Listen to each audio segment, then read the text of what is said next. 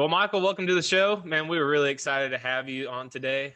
Today we have Michael Barnes. He's with the Highland Contracting Group, correct?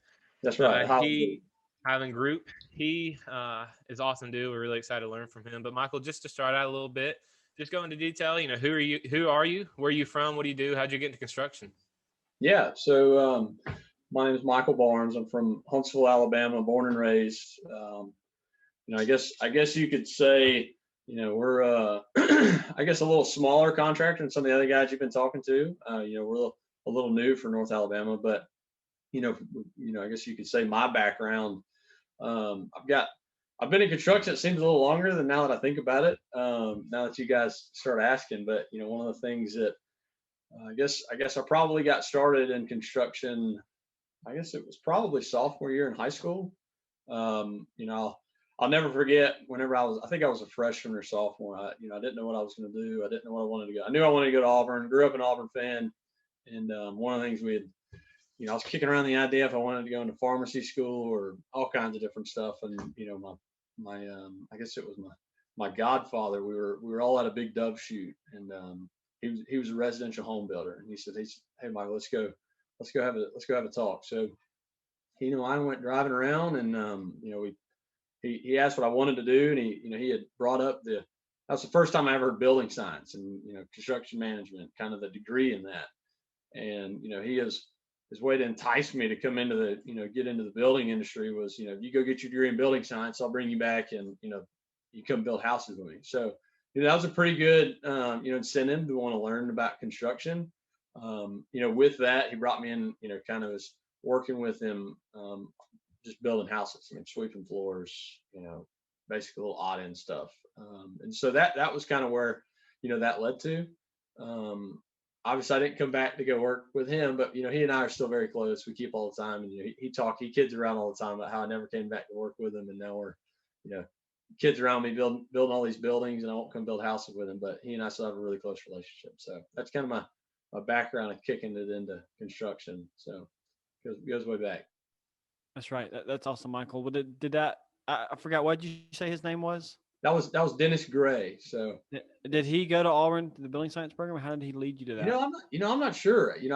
As a matter, I think he did. Okay. He's probably in his low 60s, if I had to guess. Right. So I think he did. I know he's an Auburn fan, so I couldn't tell you if he went there or not. Right. And Michael, you're one of the first people we've talked to that was led to let's go to building science, and I'm going to be in construction. And the crazy thing about that, looking back on that, my freshman year in high school was 2008. So if you think about that, 2008, nobody was thinking about going to construction. So that's right.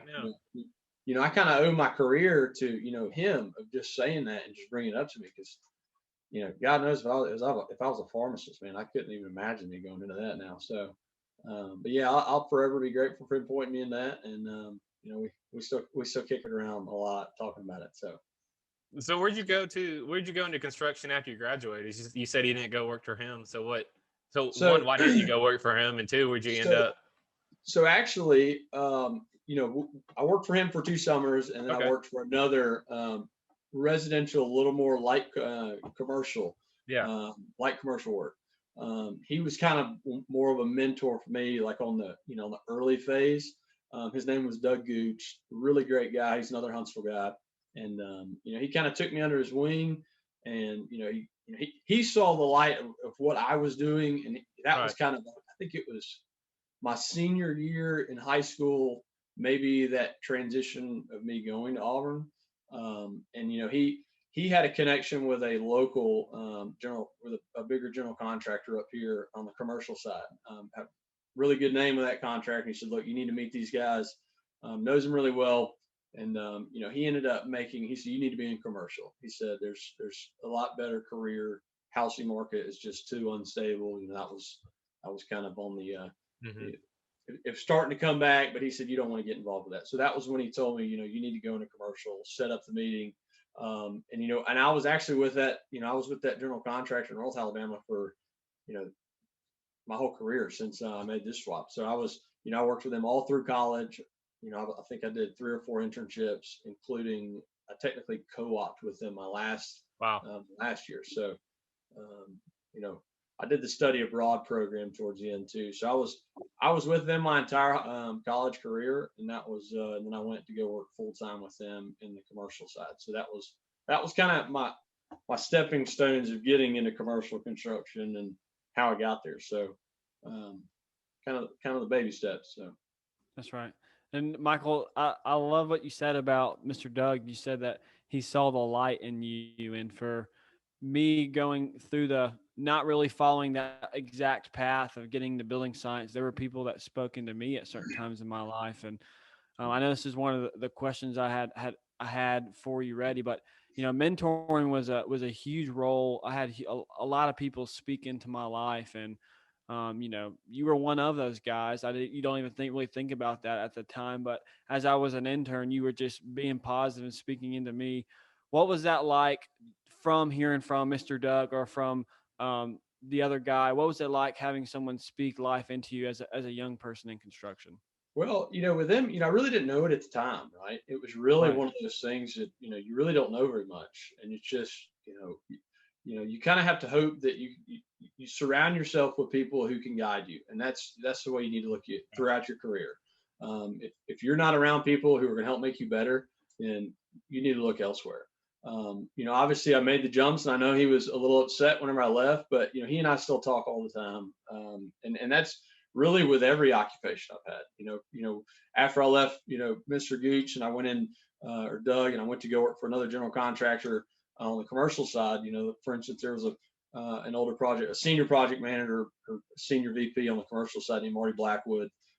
He was, yeah, Davis, you probably remember Marty. I owe my career. Marty has taught me more things about construction than I will ever know. And he was such a good role model for me, just by helping push me on the commercial and just to be a better builder. Not necessarily, he just really questioned me. He really taught me how to listen. That was something that I really didn't know how to do. And until you have somebody like that who can really find your weak points and point them out, it's really what helped me, become a better version of me. And so that was what, for instance, Marty did was that main mentor for me coming into my commercial career. So That's really cool. So what drew you to Highland Group? Why did you decide to make that switch and end up where you are well, today? I can tell you it was tough. The Highland Group, a little bit about us. We're based out of Foley. Like I said, we're a little bit smaller. We've got 3 offices. We've got an office in Foley. That's our main headquarters. We've got an office in Panama City, and then we've got the Huntsville office. And I had a very content job with where I was at before. I worked for a general contractor who had a great name up in North Alabama. I think the world of them. They were like family to me. And the Highland Group, they reached out to me and said, "Look," he said, "we know what you're capable of. We're familiar with what you can do." And they wanted to give me the keys to success. They said, "Look, I was employee number 1 for the Huntsville office. They had done several offices. Awesome. They had done several jobs up here remotely, and it wasn't working out. They said, they needed a Huntsville guy. So, they gave me the opportunity. And I said, this is kind of your office. Take it and run with it." So when I tell you it was a step, it was more than just that. It was a pretty it's pretty intimidating, to be honest. It was, I had a lot of sits, and praying with my family, and honestly, I just dug in with that company, and I really went and met with their home office. I met with their team. That was the biggest thing before I came on board, was saying, "Look, I need to make sure that I've got the resources down here while I build this team, so that we can help be successful up here." And their team down there, they were incredible. They were awesome. My boss, our CEO Scott, he's very business savvy on the side of it. So that's kind of been the next stepping stone for me, with the Highland Group, is really learning the business side of construction. So it's been good. I've been here a year now, and we're really starting to catch some momentum. So That's really cool. Michael, can you speak a little bit on just kind of, I feel like so many people are weary of making a transition to a new job like you did. They're in a yeah, good company. They know the people really well. Honestly, it kind of become like family when you're in that sort of position. Can you just kind of speak on what you're kind of going through and just maybe how you walk the line of leaving such a good company that you're with and still keeping in contact with them and while starting a new career with a new company, but still, again, Yeah. like keeping equal balance on both sides. So, hey, I love being here with you guys, but, there's this opportunity I want to pursue and still being able to stay in contact with them. Yeah, absolutely. It's definitely, it's a lot more challenging than I probably should have made it. I think I was very, I was very attached to this company and the people. They had a great company, and we still talk on a regular basis. So I still, you know, they're a North Alabama contractor, and we're a North Alabama contractor. Right. So I see them in all the pre-bids. We see them at the bid dates. We've competed against each other on a couple of jobs. The important thing is you have to leave on good terms. You have to understand and you have to be fair and realize the boundaries that you don't want to overstep. One of the things is, you don't snipe people. I'm not going back to try to recruit any of their people. And that's just something you just don't do. You have to understand that side. You have to build your name. For me, on the decision-making process, when I did leave, it was one of those things where, because they did have such a good name, it was very easy to kind of, I use the term ride some coattails. That's where you can kind of, ride on their successes. Right. And that was something that I didn't want, my name to be. And, I wanted to be a part of it, but I wanted to have a bigger part. And it's very hard to make a name for yourself when somebody already has such a great name. So that was something for me. I wanted to see and prove to myself what I could do, and kind of help this company to really branch up here in this market. So. Michael, I want to park here and really talk about, this transition of coming to the Highland Group. I think there's a lot of stuff to unpack in it. And one of those things I want to talk about is, your Walker mentioned his part. I was thinking about, you're moving into this new role, and, tell me if I'm wrong, but you had never done this before, right? You've never ran an office. So you're taking this huge jump in life and you're going to go run this office. What were the emotions, the feeling behind that? I get that you left a great general contractor, but what was it like? Like, man, I'm going to be the guy, and it's up to me and how well we do in this office. Well, a little bit about that. The thing about Huntsville, for instance, Huntsville's not in Atlanta. Huntsville's not Nashville. Right. Huntsville's kind of one of the best kept secrets in the South, and I think it's really starting to get out now about how awesome Huntsville is. With that, Huntsville doesn't have, we're starting to see we're starting to see Brassfield, we're starting to see a lot larger contractors really chase some big work up here. So really, just to backtrack on that, I'm trying to figure out how to word this, but the key is I'm trying to figure out let's see. Let's edit that one. Hey, you can ruffle my feathers. It's all right. Well, I don't want to, I definitely don't want to ruffle any feathers, but whenever I was coming on board, for me, it was all about the relationships. And for me, relationship with subcontractors, that's a very vital key for us and our success. You got to have good relationships with subs. You got to have good relationships with owners. And for me, when I came on board, was to really take a lot of these local subcontractors that we've got, making sure that we're getting all the same pricing on our bids that other GCs are getting. So we're staying competitive. And that's what we're doing. And that's kind of what my focus was making sure we've got our estimating team back home or in Foley out of the home office. So we've got our estimating team in the Foley office. And, basically my job right out of the gate was to develop our network of subs. And so that basically means bringing all the subs that I've been using in the past, new subs that we haven't been able to use before, and bring them and getting all the numbers and trying to get the best pricing we can get, put together the best team before we kick off a job. So, Michael, could you go into a little bit just about what exactly your role is as a project manager? Is that your sole responsibility here at Highland? I know you kind of manage everything overall, but you still act as a project manager in a project manager role, correct? So just go, for those listening, could you just go into a little bit about kind of what you do? I know we've had a few project managers on before and they've gone a little bit in depth, but every company is a little bit different in that manner. So at the Highland Group, kind of what's your main role and responsibilities and day-to-day look like? So for me, I guess, obviously whoever you talk to, your project manager can be different. That's the same with assistant project manager, superintendent, however you want to lead it. For me, kind of what I leaned on before is making sure that number one, the job is successful and it's running smoothly. So on a daily basis, what I'm doing, right now we've got, I guess we've got five, it's total with the Huntsville office now. So we've got five of us. It's basically making sure that, whether our superintendent, he's got all the resources he needs on his job. For me, I'm more the liaison between our owners, the architect, and our superintendent. If we've got any answers, we have any questions that need to be answered, I'm basically trying to make that happen. Past that, also, with trying to chase work, find advertisements to bid, and trying to find jobs that are coming out, it's a little bit more into the business development side than I think a lot of other project managers do.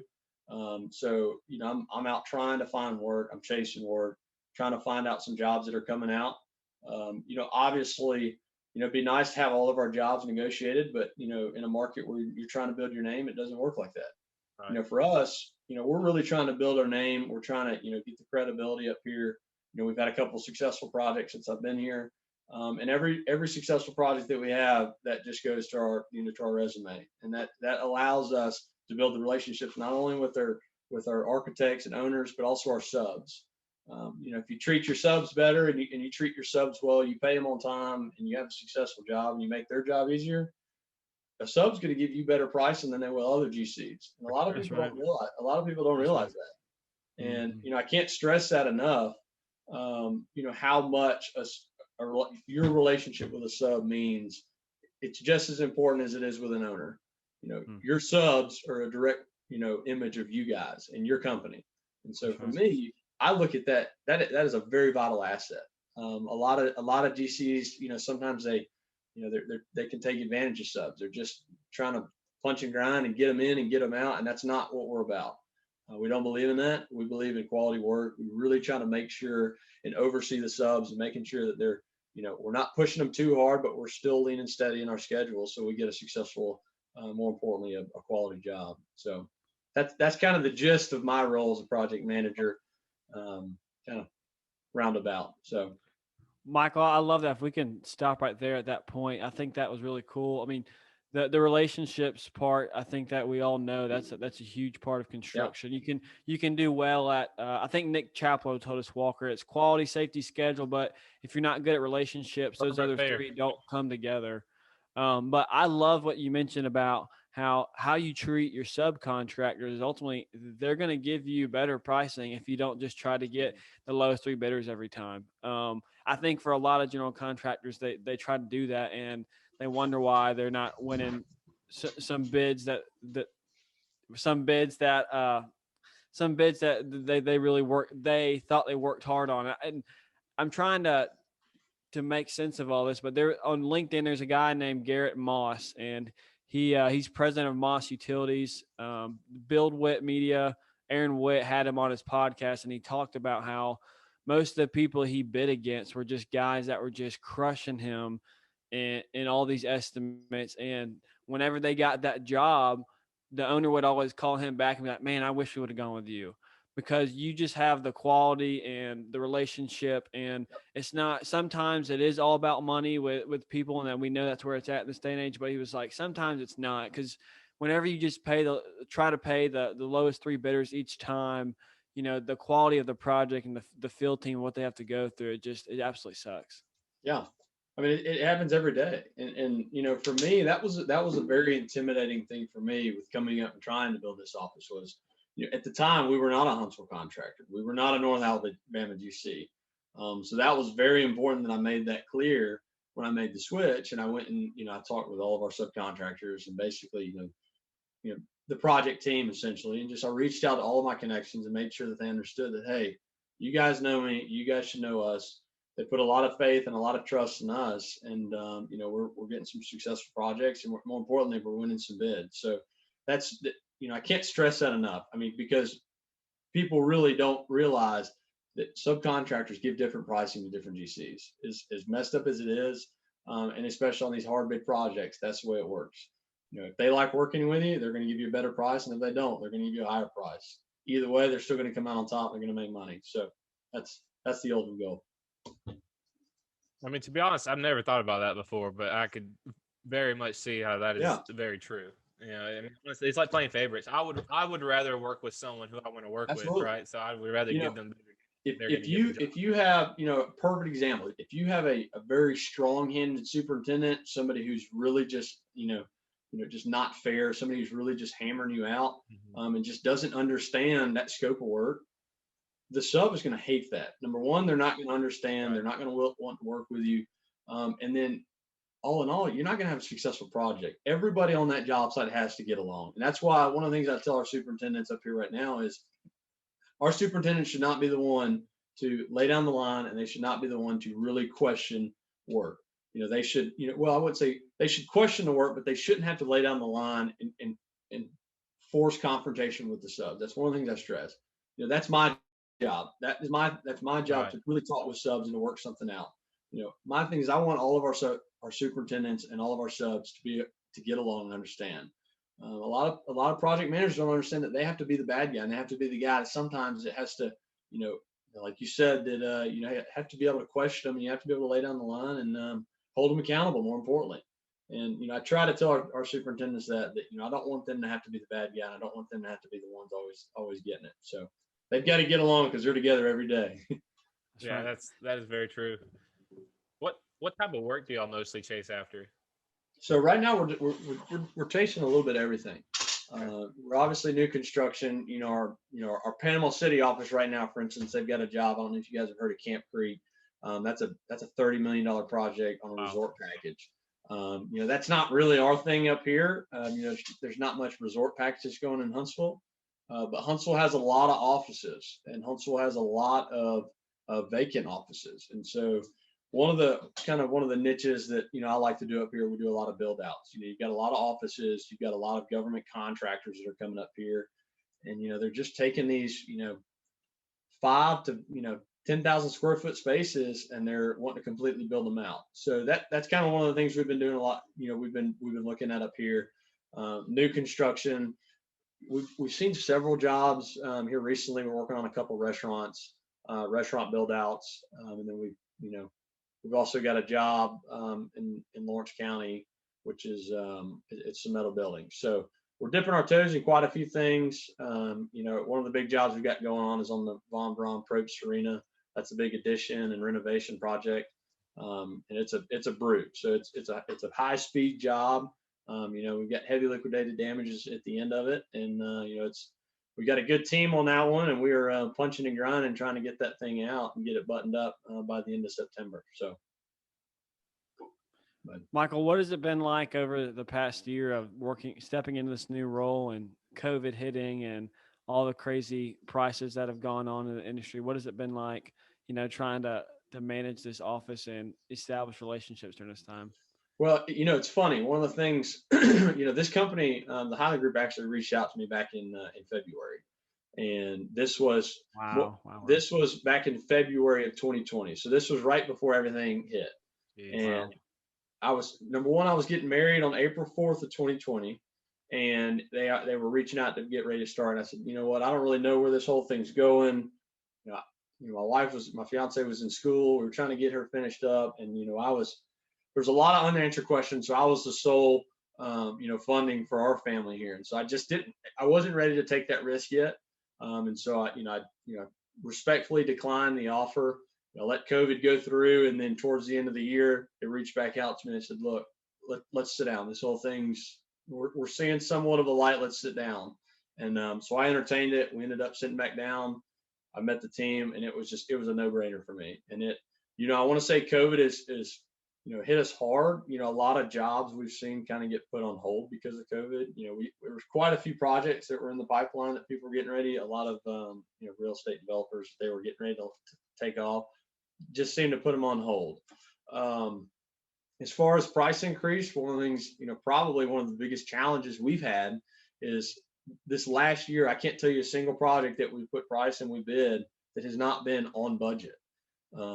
It just seems like every single job that we bid has been over budget, and there's nothing we can do about that. And I think within the last year we're at about a 25% increase from last year.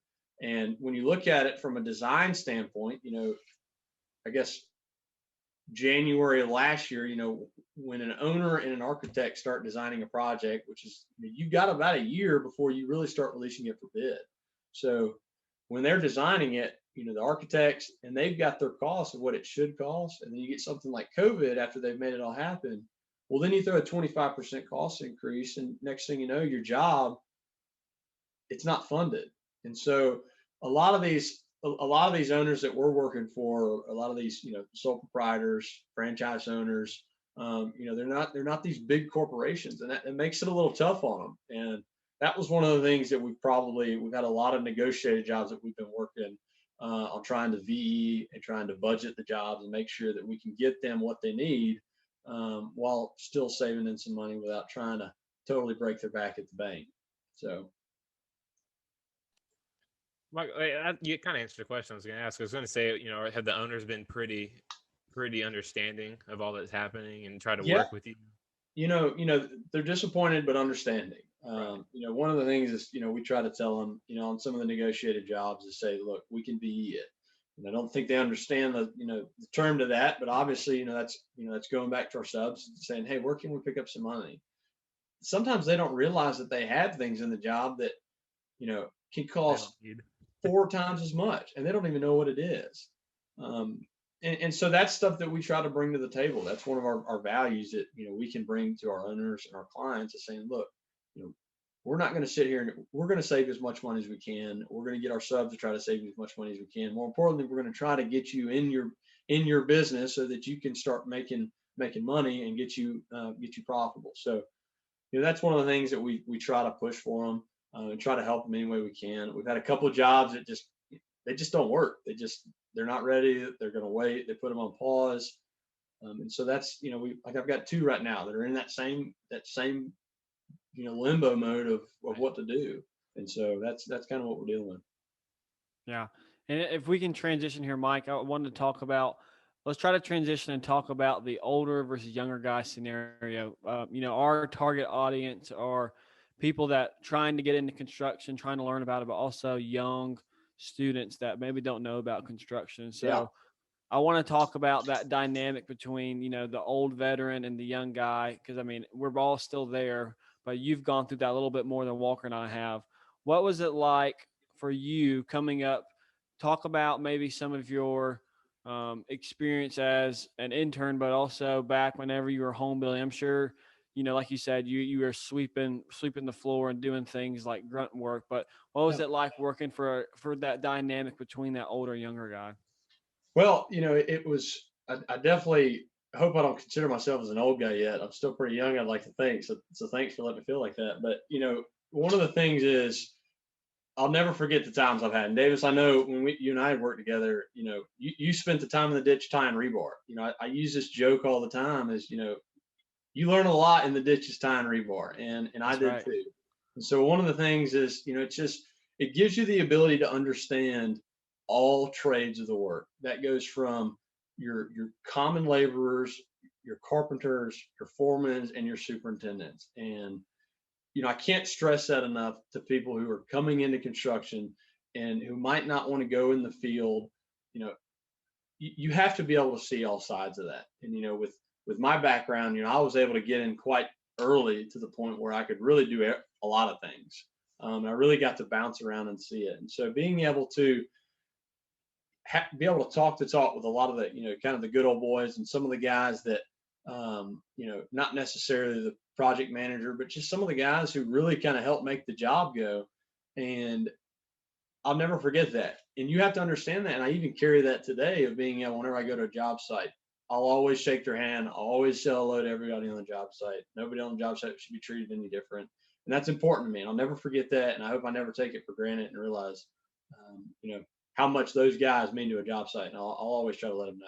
So That's really cool. I mean, I think you hit on something really big there too. Just talking about, everyone's equal, honestly, and it's yeah, people on and honestly, and there are totem poles on a job site, and that's yeah, definitely there for sure. But it's not that someone's better than the other one. It's just that someone was dealt a different card in life. yeah, The laborer was dealt a different card than the PM, and the yeah, PM just so happened to get there. And the labor, the thing is, they could get there if they wanted to, but there's certain steps that a little bit more they have to take to get there.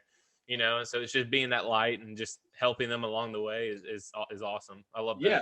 that. It's one of the cool things about it is being able, now that I've been, out for I guess it's almost 5 or 6 years now. So one of the cool things is whenever I got out, I'm seeing some of the guys that I was working with when I first came out, and even when I was interning with, now they're getting to that superintendent level. When I remember they were just listening to music, tying rebar, and just just really not doing much, and Right. blowing the asphalt, getting it cleaned up. And now you look at them, and that's such a valuable part to construction. That's the beauty of it, right? Is you can go as far as you want in construction, no matter what degree you have, no matter what you can do. And that's such a powerful occupation for people who maybe don't really want to go to school. Maybe that's not for them. That's nothing wrong with that. If you've got the drive and you've got the ability to take it as far as you want, hey, construction can be your thing if you're ready to work for it. Now, don't get me wrong. You're going to have a tough few years and early on, but it'll be worth it down the road. So. Yeah, I mean, there's some laborers who have ended up CEOs of major, corporations. I mean, No, shoot, yep. Right. one thing. This is one question, and we never asked this before, and I'm really sad that we haven't asked this. It's like 20-something people that we haven't gotten to ask this question to. But what do you love about construction? What is your favorite part of it? I think your typical answer is you like seeing the buildings get thrown up, right? It's seeing something from the start to finish, and that is. But for me, it's the people. I mean, I think that is like I'm a relationship guy. Everybody from start to finish on the job, whether it's the architect, whether it's the owner, whether it's our carpenters, whether it's our superintendents. I love our people, and it doesn't matter who you are. If you can help us succeed, then that is why I really love construction, because I deal with more people every single day. I love talking to people, and I like hearing people's stories. I like hearing their trades. But to the end of that question is, perfect example is this last job I did. It was for the Alabama Veterans Museum. It was up here in North Alabama. Great team. It was a hard bid job. We went after it really hard. Ended up getting the job, and I did it. That was my first job with the Highland Group. And after getting to know them, it's nothing but veterans. It was state funded. And one of the things that we dealt with on the job was, and after getting to hear their stories, was you've got all these old war, these war veterans, and I got to hear more war stories from these guys. And their highlight is this museum. And so when we finished this museum, really cool. One of the coolest things was when we finally had our handoff, was how thankful they were and how much they talked about it and how much they loved the product that we gave them. And awesome. And so, it was, one of the things that they talked about, for instance, was this project has been in design and recruiting funding for 10 years. So a job for us that took, I guess it was right around 5 months. It was about $1 million project. It was just a build out. And it was about $1 million, and it took 9 years for them to get funding and design, and to finally to see that product come to fruition was so rewarding for them to see it, and for me as well. So I get chills just being able to talk to him. I still talk to him all the time. We've got our ribbon cutting coming up here on July 1st. Governor Kay Ivey's coming up for that, so we're having a big turnout. Awesome. So we're really excited about it, and that to me is why I love construction. I love getting to talk to the owners. I love getting to meet our subs. I like building new relationships with subs. And so that's kind of what makes me tick. I love that story, Michael. I mean, that's one of the reasons why Walker and I have really started this podcast. And going back to what you were saying earlier about your superintendents, you don't want them to ever have to define that line. You want them to be the guys that are out there working with those subcontractors. And yes, and there's a lot of different ways you can go with this, but one of the reasons why Walker and I started this was we want ultimately the construction industry to take the next step of how we treat people. But we believe in our hearts that God's the reason why, we have this light and why we have this reason and why we want to do this thing. We want to be able to share people by what we do with our light, that we are different from other people. Yep. And so these relationships that you're talking about, they're going to carry you into this next phase of working with the Highland Group and move forward. But man, that's just an awesome story.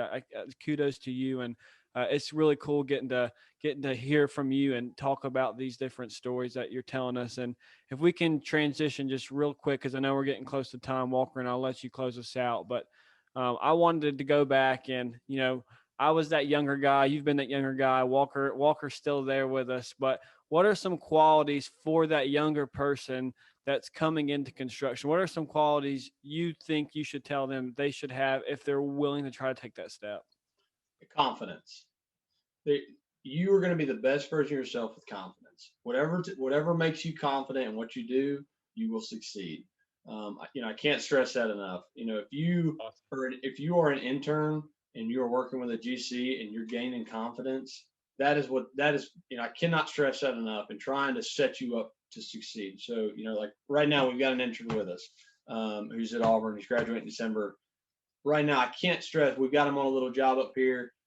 Very simple, but we're setting him up to give him the confidence and to give him that ability to be able to to do bigger jobs and work his way up. That's probably the number one quality you could shoot for.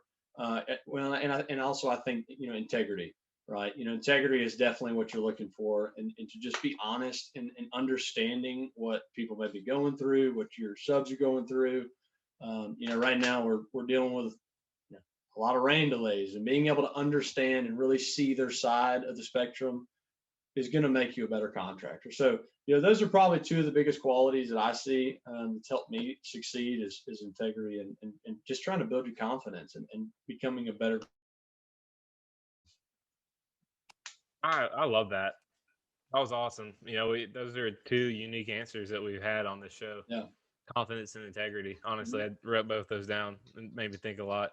Yeah. But Michael, kind of going off of that, this is a question we like to ask to everyone, and usually gets everyone thinking too. But if you could go back to your 20-year-old self with the knowledge and wisdom that you know now, what piece of advice would you give yourself? What would you wish you knew coming up?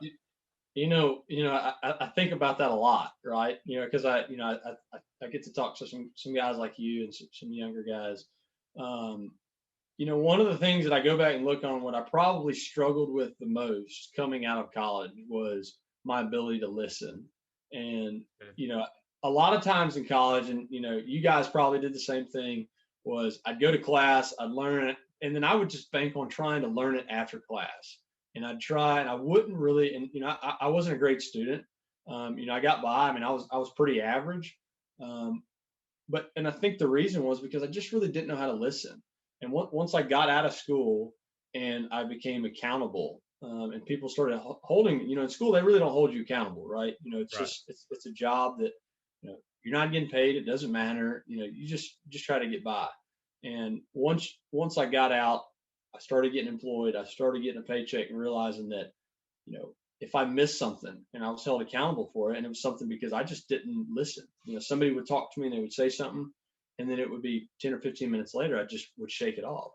And that was probably the biggest thing that I've had to adjust and try to learn, is trying to, what helps you listen and what are the keynotes and what makes you a better listener to understand something and to comprehend it faster.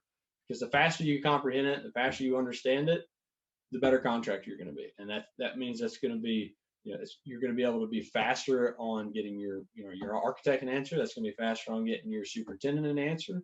And more importantly, it's just going to keep the job moving and keep you guys moving to the next step of the job. And so that would probably be my biggest advice, is learning the ability to listen and, really hone in on that skill.